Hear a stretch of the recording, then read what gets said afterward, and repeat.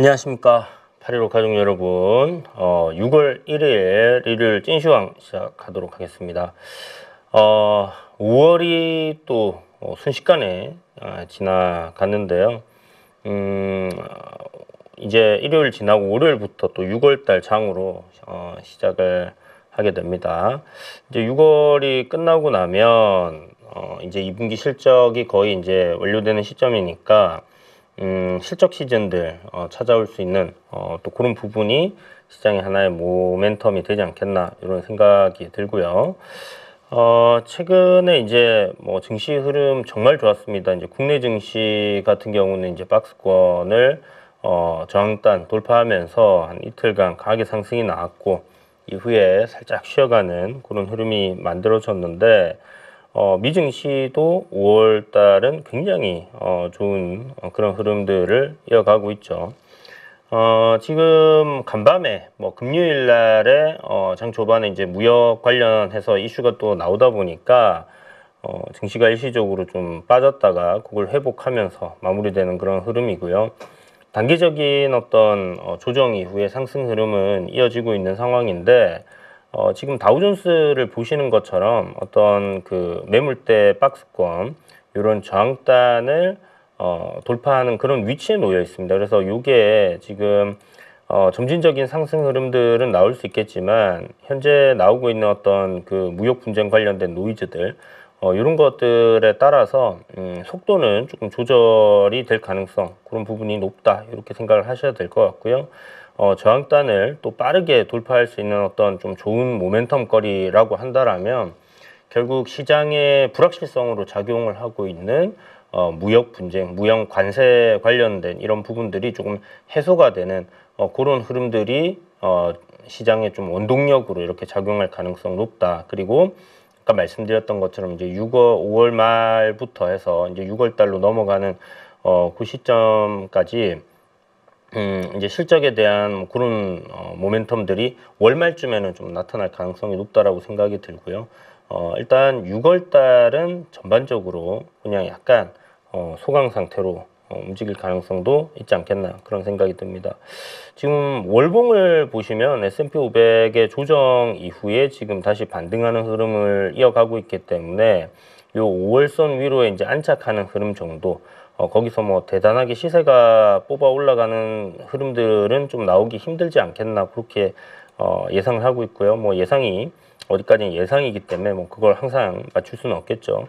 어쨌든 상승으로의 추세 흐름은 이어져 가고 있다 이렇게 생각을 하시면 되고 그동안의 어떤 추세적인 이런 뭐 저항 자리 깨고 내려왔던 이런 부분까지는 이렇게 저항을 받들어가는 그런 모습들은 나올 가능성이 높아 보입니다.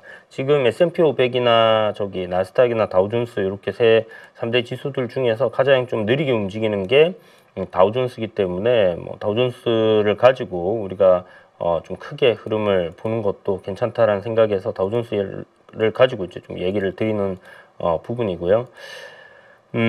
S&P 500 같은 경우는 뭐 5월 달에 35년 만에 가장 큰 폭의 상승을 보여준 뭐 한 달, 뭐 이런 얘기들이 나오고 있는 상황이기 때문에 뭐 그만큼 좋았다라고 볼 수 있겠죠. 일단 미국 시장, 글로벌 시장의 내용들 시황을 한번 살펴보도록 하겠습니다. 일단 5일선 아래로 장중에 시작하면서 이제 좀 출렁였던 부분들, 트럼프가 중국이 뭐 협상을 지키고 있지 않다, 뭐 이런 관세 협상에 대한 이야기들, 뭐 그 히토류에 수출하는 부분을 갖다가 좀 제한을 계속 하고 있는 그런 이야기라고 하는데 어쨌든 중국이 이제 협상을 어긴다라고 얘기를 하면서 이 부분이 이제 한번 좀 출렁였고요. 알루미늄 관련해가지고 이제 관세를 기존에 25% 먹이던 부분을 50%로 인상을 시켰거든요. 이게 이제 철강 기업들한테는 조금 안 좋은 내용들이 될 가능성 그런 부분들은 있다 이렇게 생각을 하시고 무역 관련된 부분에서의 이런 노이즈들은 계속해서 지금 나오고 있습니다. 물론 그 중국이 관세를 어겼다 이 얘기가 나오면서 급락이 나왔다가 트럼프가 시진핑과의 대화를 통해서 그 지금 현재 일어나고 있는 무역 협상 이런 부분들을 잘 해소해낼 거다라는 식으로의 또 언급이 있으면서 시장이 아랫꼬리를 길게 달면서 이렇게 또 반등하는 그런 모습들을 보여줬거든요. 그래서 전반적인 내용들을 살펴보시면 이렇게 미국 증시는 5일선 위에 지금 계속해서 유지를 하고 있는 그런 상황이 있고, 앞서 말씀드린 것처럼 매물대가 있는 구간이기 때문에 그 구간을 확 치고 올라가기에 신고가로 이제 넘어가야 되는 거잖아요. 그런 흐름들이 나오기에는 현재 있는 어떤 매크로적인 이슈나 이런 부분들이 드라마틱하게 뭐 좋은 내용들은 또 나오고 있는 건 아니기 때문에, 그런 것들이 이제 나와줄 수 있는 것들이 좀 전에 말씀드렸던 이제 이런 90일간의 유예 기간 안에서의 각국 간의 협상들, 이런 거 생각하시면 되는데, 조금 저는 시간이 좀 걸릴 것 같다라는 생각이 듭니다. 그래서 일단 5일선 위에는 있지만 강한 매물대, 견조한 흐름이고 하기 때문에 괜찮은데, 매물대 구간이기 때문에 이런 구간에서는 현금 비중을 한 30-40% 정도 또 준비해 놓는 게 항상, 요거는 저는 한 40%, 30%, 40% 정도는 항상 가지고 있는 게 좋다라고 얘기를 드리는데, 이제 밑에서 거의 V자 반등으로 증시가 많이 올라와 있는 상황입니다. 그죠? 그래서 이렇게 이제 올라와 있는 상황이고, 여기 이제 매물대를 지나야 되는 구간이니까 저항대이기 때문에 요 아래서 이제 현금을 갖다가 이제 투입을 해서 수익을 낸 부분들은 일부 또 현금화 확보해 놓고 시장의 흐름을 좀 지켜보는 게 좋을 것 같고요. 5월 달에 좀 전에 말씀드렸던 것처럼 뭐 35년 만에 S&P 500이 강한 상승을 보였던 거는 많이 빠졌었던 거에 대한 반등 부분도 있었거든요. 그 대신에 어쨌든 강한 상승이었기 때문에 이제 조정이 조금 올 수 있다라는 거, 눌림이 좀 올 수 있다라는 부분도 생각을 해놔야 됩니다. 그래서 기술적으로는 현재 뭐 5일선 위고 견조한 흐름을 유지하고 있지만 매물대라는 게 조금 찝찝한 부분들이 있다. 그리고 요 지금 나오는 내용들에서 조금 우리가 조심해야 되는 그런 포인트들이 있어서 여러분들께 이야기를 드립니다. 어쨌든 현금 비중을 이렇게 좀 늘리는 쪽으로 이야기를 드리겠고요. 현금 비중 없으신 분들은 이 부분 좀 참고하셔갖고 이번에 현금 비중을 조금 만들어 두시면 어떨까 하는 생각이 들고, PC 물가지표가 이제 발표가 됐죠. 마지막 주 금요일 날에 항상 발표를 하는데 PC 물가지표 상당히 양호하게 나왔습니다. 예상치 부합하면서 이 인플레이션 관련된 물가지표 관련해서 상당히 관리가 잘 되고 있는 상황이란 걸 우리가 다시 한번 확인할 수 있었고요. 그러니까 연준이 그동안에 얘기했던 뭐 관세 때문에 시장의 어떤 물가가 튀어오를 수 있는 그런 불확실성 때문에 우리 금리를 못 내립니다라고 얘기했던 거, 그게 지금은 무색한 그런 상황이죠. 우리 앞에 나왔던 뭐 CPI 그 전달도 잘 나왔어요. 사실 5월달 지금 지표기 때문에 4월 2일부터 어떤 관세 먹이고 그 다음에 뭐 유예해주고 하는 그 기간들이 다 포함이 돼 있어서 이런 것들이 이제 반영이 되었음에도 불구하고 어떤 물가지표가 잘 잡히는 거, 뭐 6월달까지 더 봐야 된다, 또 신중하게 생각하시는 분들은 그런 분들이 있는데 6월달도 뭐 딱히 나쁘지 않을 것 같거든요. 실질적으로 뭔가 협상이 틀어져서 관세를 상당히 많이 부과하는 그런 상황으로 가지 않는 다음에는 물가가 그렇게 튈까 하는 생각은 좀 듭니다. 왜냐면 뭐 비싸게 팔아야지 뭐 물가가 튀어가는 그런 그림들이 될 텐데 지금까지는 상당히 양호하게 가고 있다. 그래서 더 이상 물가 때문에 지금 문제가 되고 있다라고 얘기를 할 수는 없는 그런 상황이지 않나. 연준에서는 또 이제 고용 가지고 경기가 이제 뭐 침체될 수 있는 가능성, 그 데이터상으로 그런 건 나오지 않고 있습니다라고 연준에서 얘기를 했거든요. 그렇지만 또 그 가능성에 대해서는 신중하게 접근을 해야 돼서 그 앞으로 향후 나오는 이 그 무역에 따른 어떤 무역 관세에 따른 일단 물가 지표를 보면서 그 다음에 경기 침체 가능성을 보면서 그렇게 우리는 금리를 내리겠다 이런 얘기를 하고 있는 겁니다. 그래서 기존은 결국 금리 인하 쪽으로 지금 잡혀 있는 상황인데 그거를 어느 정도의 텀을 두고 우리가 하느냐, 한 번을 하느냐, 아니면 올해 2번을 하느냐, 뭐 이런 상황이라고 보시면 될 것 같아요. 그래서 전체적으로 금리 인하를 지금 하고 있는 상황에서 중간에 지금 어떤 물가가 관세 영향 때문에 불확실성에 따른 뭐 정책 기조 뭐 이런 것들을 보고 조금 더 속도 조절을 하겠다라는 이야기다, 이렇게 생각을 하시면 되고요. 미시건대에서 그 소비자 심리 지수가 이게 좀 확 안 좋아지면서 얘기가 나왔었는데 이거 뭐 찐시황에서 지난 시간 뭐 이렇게 몇 번이나 얘기를 드렸었잖아요. 소비자 심리 지수가 안 좋을 수밖에 없는 게 관세를 갖다가 뭐 엄청나게 부과한다 뭐 이런 얘기들이 3월 달부터 나왔었고 그게 이제 4월에 현실화되면서 기업들이 이제 사람들을 고용을 안 할 거고 잘라낼 가능성이 높아지지 않겠냐 뭐 이런 부분들이 컸단 말이죠. 그러니까 결국 you are fire 이러면 뭐 그날 보따리 싸고 나가야 되는 그런 상황인데 그러면 당장 수입이 없는 상황에서 미국 같은 경우는 이런 세이빙 직업을 잃었을 때 다음 직장을 구하기 위한 세이빙을 사람들이 좀 하는 그런 부분들이 있고 그게 이제 뭐 경기가 좋고 잘릴 걱정이 없다 하면 사람들이 굳이 뭐 세이빙을 많이 할 필요가 없잖아요. 그래서 이거 분위기 보니까 내가 잘릴 수도 있겠는데 하면 소비를 줄이는 겁니다. 그래서 소비자 심리 지수가 악화되었던 부분들이 있었는데 그게 이제 예상치가 45였다면 요번에 52.2로 좋아졌다. 그래서 좋은 뉴스였다 생각하시면 되고 그 다음에 이제 이 기대 인플레이션 가지고 얘기들이 많았습니다. 기대 인플레이션이 이렇게 계속 높은 상태로 유지가 되면 물가가 내려갔다가도 뭐 작은 요인에 의해서 한 번씩 이렇게 확 튀어 올라 버릴 수 있는 그런 부분들 때문에 기대 인플레이션이 어쩌고저쩌고 막 이렇게 연준에서 얘기를 하면서 뭐 시장에서 이런 부분으로 좀 출렁출렁하는 경우들도 있었는데 예상치가 4.6%인데 4.2로 굉장히 낮아졌습니다. 한마디로 관세 정쟁 그거 지나고 보니까 협상이 잘 되고 있네? 뭐 그렇게 크게 문제가 없겠네? 라고 사람들이 생각을 하고 그러면 관세 때문에 물가가 확 튈 거야 라는 그런 불안 심리들이 지금 잡혀가는구나 라고 이렇게 생각하는 겁니다. 결국은 나오는 어떤 물가 지표들에 대한 부분들 이런 것들이 양호하게 만들어지면서 기대 인플레이션도 한번 튀어 올랐던 게 지금 그 관세 때문에 이제 좀 한번 확 튀어 올랐던 게 안정을 찾는 그런 그림으로 가고 있구나 이렇게 생각하시면 돼요. 그래서 계속 이야기 드리지만 물가는 크게 문제가 없습니다. 그 다음에 고용도 지금 4.2예요. 물론 실업 청구 건수가 이제 마지막에 나온 게 조금 늘긴 했지만 연속 실업 청구 건수가 뭐 4.4%대 실업률이면 완전 고용 상태거든요. 미국보다 지금 고용이 좋은 나라가 거의 없다 이렇게 생각을 하시면 되고 그런 상황에서 경기 침체에 대한 이거는 저는 그냥 약팔인 것 같다라는 생각을 좀 많이 하는데 어쨌든 뭐 장단기 금리차 얘기하시는 분들도 있고 뭐 예전부터 장단기 금리차가 역전이 되면 뭐 경기 침체가 오더라 뭐 이런 부분들은 우리가 이제 과거 데이터로 이렇게 알고 있는 그런 내용인데 그 장단기 금리차가 역전이 되고 바로 경기 침체가 오느냐 하면 그 뒤에 텀이 항상 있었단 말이죠.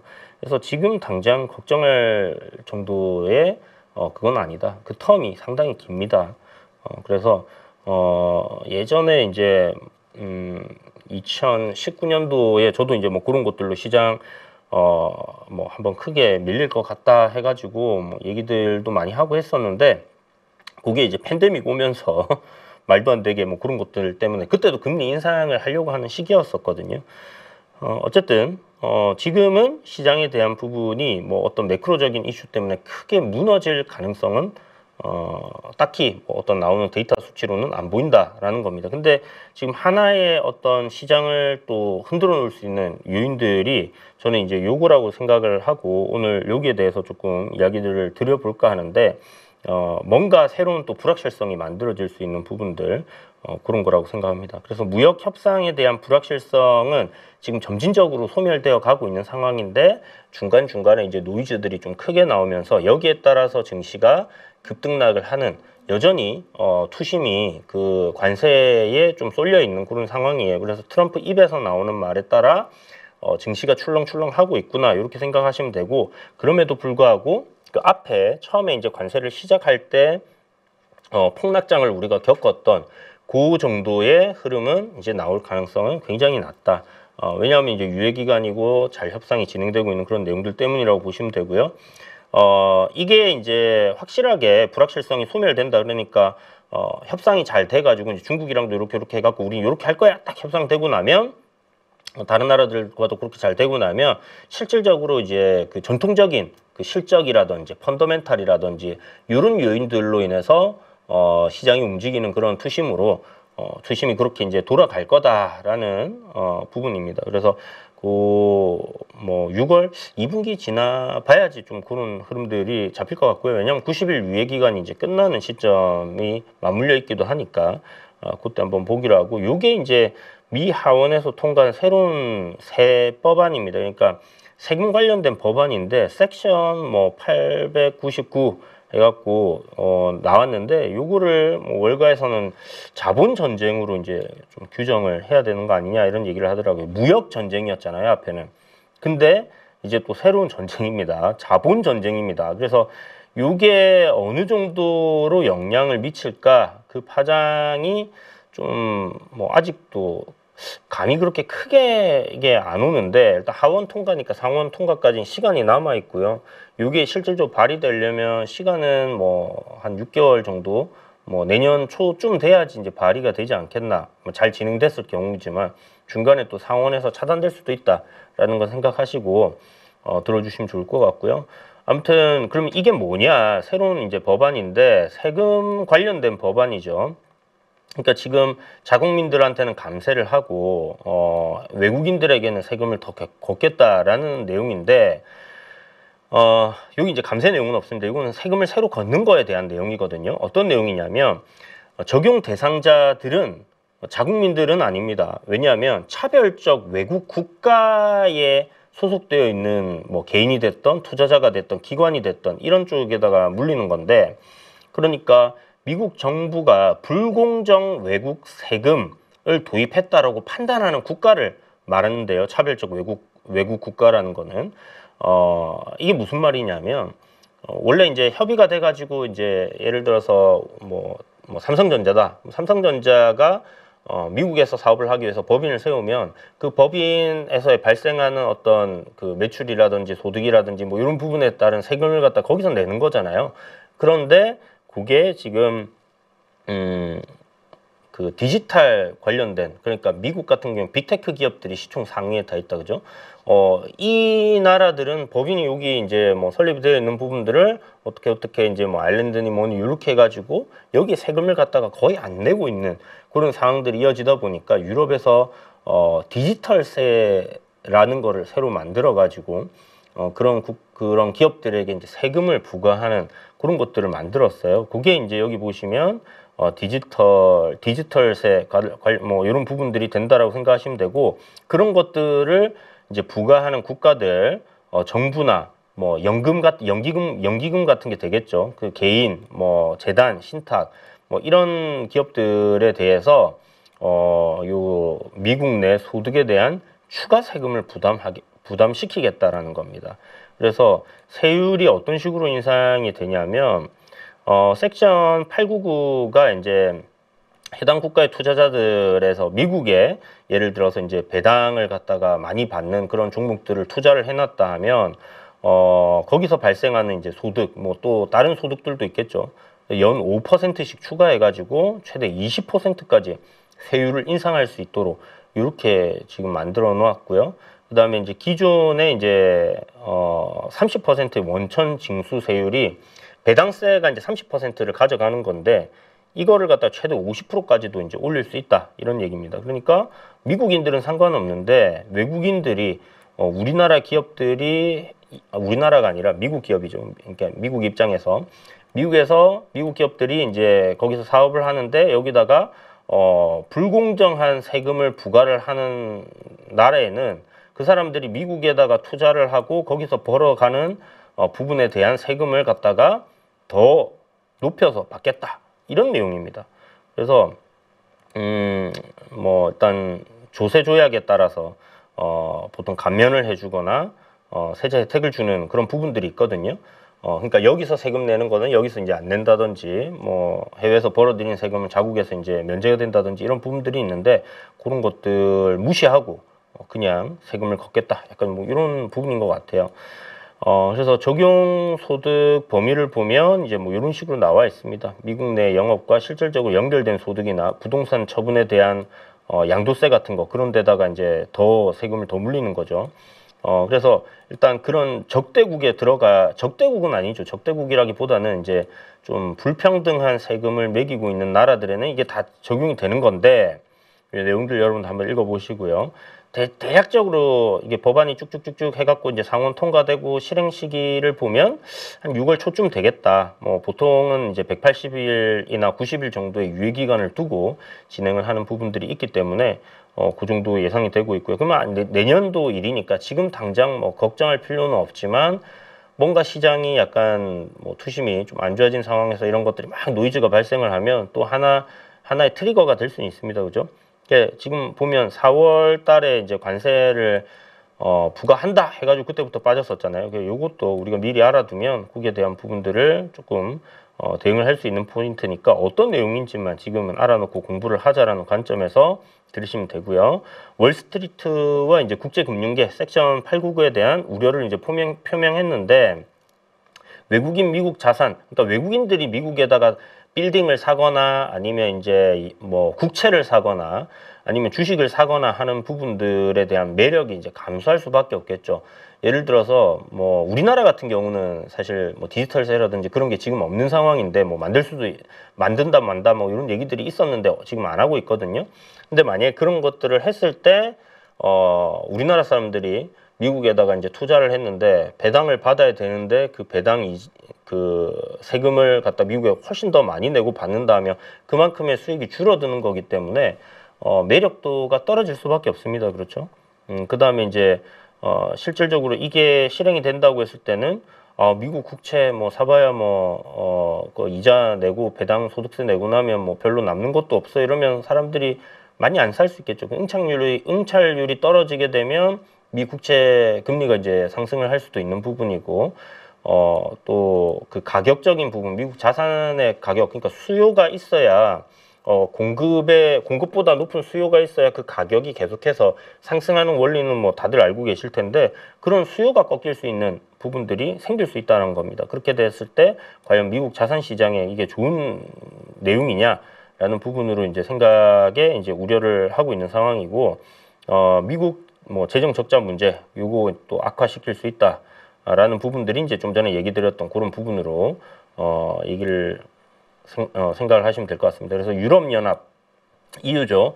영국, 캐나다, 호주 뭐 이런 국가들이 보통 디지털세를 지금 추진을 하고 있는 상황이고요. 여기 지금 보면 이제 프랑스는 19년도에 도입해갖고 미국 빅테크에 연 3%의 세금을 부과하고 있고, 영국 같은 경우는 디지털 수익의 2% 관세, 이탈리아는 2020년도에 3%의 디지털세를 부과하고 있습니다. 그래서 스페인도 3%, 오스트레일리아도 뭐 5%, 인도 뭐 요 2016년도에 뭐 이름 요렇게 해가지고 부과를 하고 있고, 캐나다도 마찬가지로 2024년도에 요 이제 따라하는 거죠. 따라서 이제 3% 부과한 거고, 일본도 OECD 디지털 이제 과세 관련해 갖고 합의안에 이제 적극 참여 중이랍니다. 그러니까 뭐 매길 수 있겠죠. 그래서 이렇게 하면 뭐 OECD도 하는데 뭐 한국도 해야지 해갖고 이제 한국도 딱 하는 순간에 이제 미국에 투자하고 있는 투자자분들 난리가 날 수 있는 그런 상황이 되는 건데,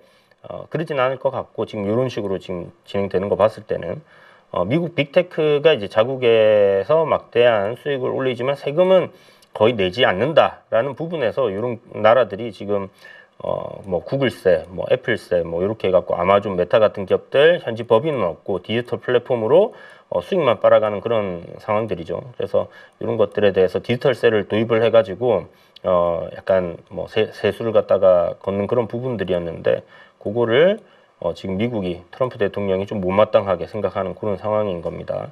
그래서 전통적인 이제 법인세 체계로 과세가 불가능한 구조기 때문에 이렇게 디지털세라는 걸 만들어 가지고 세금을 부과하고 있었다.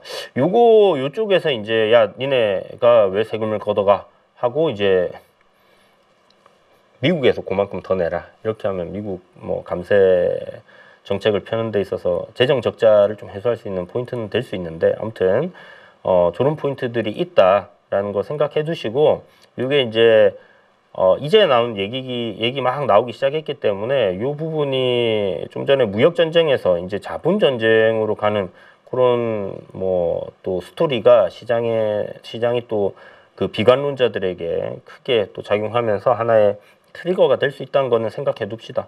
근데 앞서 맨 처음에 얘기 드렸던 것처럼 지금 현재 데이터상으로는 걱정할 게 없다. 지금 관세도 사실 뭐 데이터상으로 뭐 잡히는 부분은 아직 없는 거예요. 그죠? 다만 이제 걱정이었죠. 그렇게 크게 빠졌던 이유도.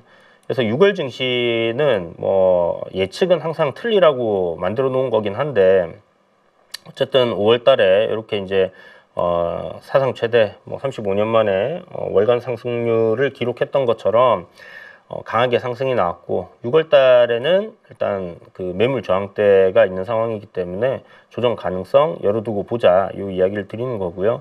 국내 기존 주도주들 뭐 조선, 방산, 원전, 금융, 뭐 지주사들 지금 최근에 지주사들은 너무 좀 단기적으로 강하게 상승한 포인트들이 있기 때문에 대선 이후에 과연 어떤 이 모멘텀을 계속 이어갈 수 있을까? 지금 기대감으로 오른 거거든요. 그 기대감은 꺾이게 되면 주가는 또 급등한 거는 급락하기 마련입니다. 그래서 그런 부분들을 좀 조심해서 봐야 될 것 같고요. 금융은 제가 생각했을 때 뭐 이겁니다. 무역 관세 회피 가능한 섹터라고 하면 실질적으로 그 우리가 뭐 자동차나 반도체나 이런 것들은 무역 관세가 얼마나 매겨질지 지금 협상이 안 되고 있는 상황이기 때문에 불확실성이 크다, 그죠? 그런 부분에서 지금 주가가 계속해서 못 올라가고 있는 그런 상황이라고 하면 은행이라든지 아니면 증권이라든지 이런 건 거의 내수 시장에 속해 있지 않습니까? 그 다음에 이제 뭐 유통 관련된 기업들, 이마트라든지 롯데쇼핑이라든지 신세계라든지 백화점 관련 종목들도 보면 내수 쪽이에요. 그래서 저평가되어 있는 기업들 중에서 뭐 관세 이슈에 따라서 지금 주가가 막 요동칠 수 있는 그런 종목들이 아닌 섹터, 그런 쪽이 지금 4월 달부터 쭉 지금 상승을 이어가고 있는 그런 상황이고, 뭐 올 연초부터 좀 올라왔던 그런 부분들도 있고요.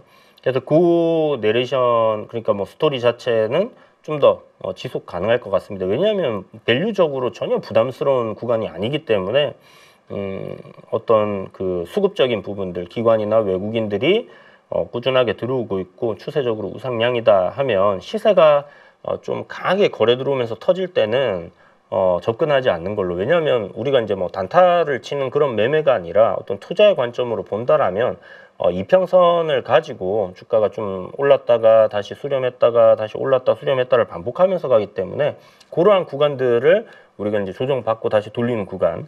요번에 이제 아침 시간에 삼성증권이라든지 키움증권에 대해서도 그런 부분으로 이야기를 친구가 들어간 것들에서 이야기를 드렸었는데 여전히 잘 올라갔고 지금 수익이 나고 있는 그런 상황입니다. 그죠? 그러한 흐름들은 좀 더 이어질 것 같다. 어찌됐든 관세 협상이 완벽하게 해결되지 않는 상황에서는 이쪽으로의 수급은 계속해서 좀 이어질 것 같다라는 생각이 드는 거고요. 지주사가 좀 강하게 튀는 것도 어떤 그 새로운 정부에 대한 기대감도 있지만 이 관세 불확실성에서 좀 벗겨나져 있는 뭐 그런 기업들이라고 생각하면 될 것 같아요. 그래서 그런 부분들은 좀 더 이어질 것 같고요. 조선 관련해서는 이제 지금 뭐 HD 뭐 한국조선해양 같은 게 이제 신고가를 다시 쓰고 했는데 컨테이너선들 같은 경우는 이제 중국에서 수주 물량을 거의 대부분 가져가는 그런 그림이었는데 이게 지금 중국 관련된 중국에서 제조한 선박을 뭐 미국에서 제재하겠다 뭐 이런 얘기들 나왔던 부분들 이런 것들까지 지금 생각을 하다 보니까 선주들이 한국에다가 일반적인 어떤 벌크선이나 컨테이너선들에 대한 주문을 갖다가 많이 하는 상황이 이어지고 있다 이런 얘기들이 한동안 있었거든요.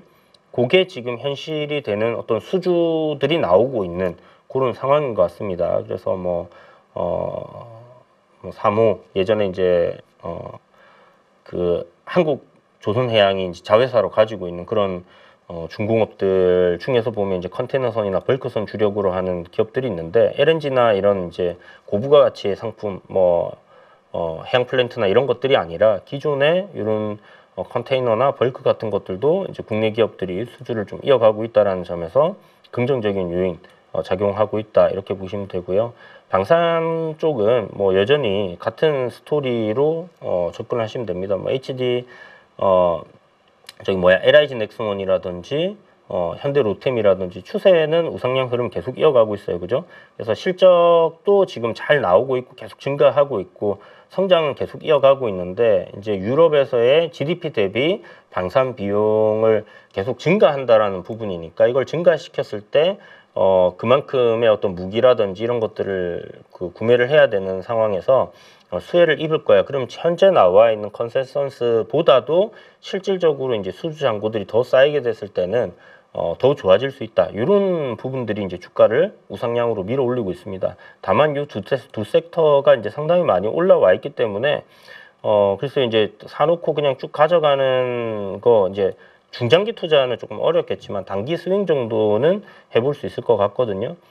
그래서 그것도 뭐 일단 자리가 잘 나왔을 때 그렇게 보시면 되고 추세적인 상승 흐름을 지금 주도하고 있는 sek터들을 대체할 만한 그런 것들은 안 보여요. 그게 이제 에너지 섹터가 좀 되지 않을까라는 생각인데 그 중에서도 원전이 지금 그런 흐름들을 주도해 가고 있는 상황이고 원전은 지금 행정부 뭐 행정서명 트럼프가 하고 난 이후에 조금 출렁이는 모습을 보이는데 요게 이제 하나의 쉬어가는 흐름이 될지 아니면 고점을 형성할지는 좀 더 지켜봐야 될 것 같고요. 여기서 상승으로 추세를 돌려주는 시점에서는 추가적인 상승 나온다 생각해서 우리가 충분히 또 공략 가능할 것 같은데 지금 뭐 풍력 관련된 CS 윈드라든지 아니면 뭐 태양광 관련주들도 지금 다시 한번 또 상승 반등이 나오고 있는 그런 상황이거든요.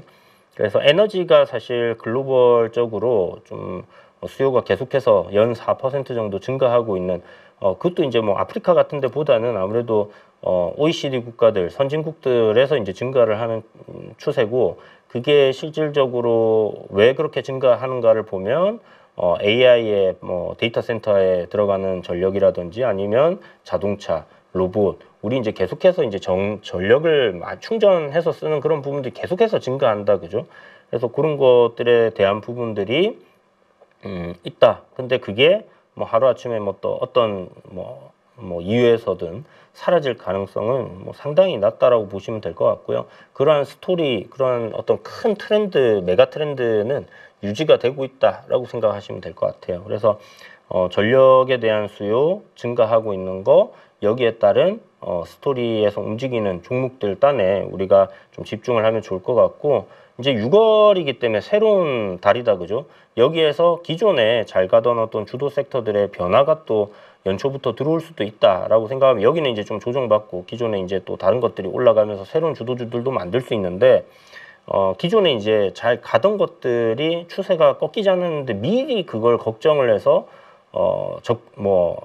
여기는 다 팔아버리고 딴 데로 들어간다거나 그럴 필요는 없거든요. 그건 진짜 뭐 미래를 볼 수 있어야 할 수 있는 것이고 현재까지 보여지는 어떤 추세적인 흐름, 주도주들에 대한 비율은 그대로 유지를 하시면서 이런 것들이 어떤 추세적인 변화가 들어오거나 거래량에 이제 거래 대금에 대한 변화 아니면 저기 수급에 대한 변화들이 추세에 대한 변화들이 만들어지는가 그거 잘 보시면서 기존 주도주들 위주로 여전히 좀 공략을 하는 쪽으로 그렇게 비중 관리를 해서 가시는 게 좋지 않겠나라는 생각이 듭니다. 그래서 일단 뭐 새로운 달이 열리는데 혹시나 또 새로운 변화들이 생긴다라면 8.15 오전 시간에 또 여러분들이 자세하게 보실 수 있는 부분들 생길 거니까 거기서 또 이야기들 더 많이 드리도록 하고요. 오늘 찐시황은 여기서 마무리하도록 하겠습니다. 오늘도 시청해주신 여러분 감사합니다.